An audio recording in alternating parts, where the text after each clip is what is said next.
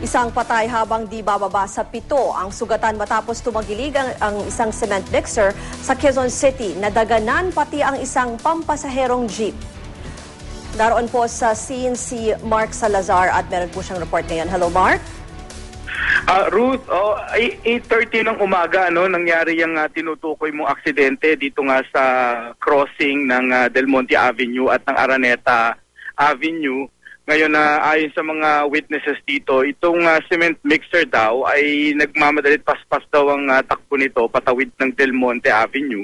At sa hindi pa malinaw na dahilan ay ito daw ay sumadsad at makikita rin sa skid mark na binalak nitong ibangga sa traffic light post yung kanyang truck.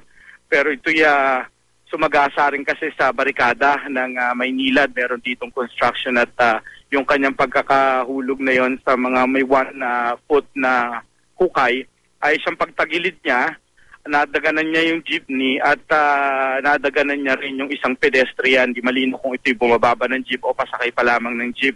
At dahil dyan ay siya nga ang namatay, yung pedestrian, at 7 hanggang 8 naman daw nasakay ng jeep. Yung itinakbo sa iba't ibang ospital malapit sa lugar na ito. At ngayon ay tinatrabaho pa lamang ng MMDA na maialis na yung truck na nakahambalang pa rito sa kahabaan ng Araneta Avenue because dahil ito ay nagkokos ng mahigpit na traffic na rito sa mga oras na ito, Ruth. Mark, anong update natin doon sa driver ng cement mixer? Yung driver ng cement mixer ay nasa traffic sector 1 doon siya dinala ng pulisya.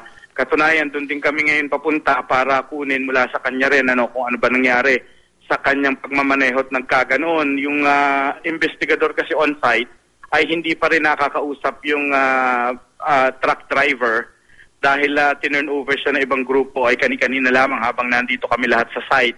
At sa kanya rin manggagaling ang ilang bahagi ng investigasyon para malaman ang nangyari. Pero kagyat ang naiisip daw na isang pangkaso rito ayon sa investigador ay yung kanyang reckless imprudence resulting in damage to property and homicide dahil dadeklara ng patay yung pedestrian na babae na nadaganan ng kanyang truck route. Okay, maraming salamat, Mark Salazar.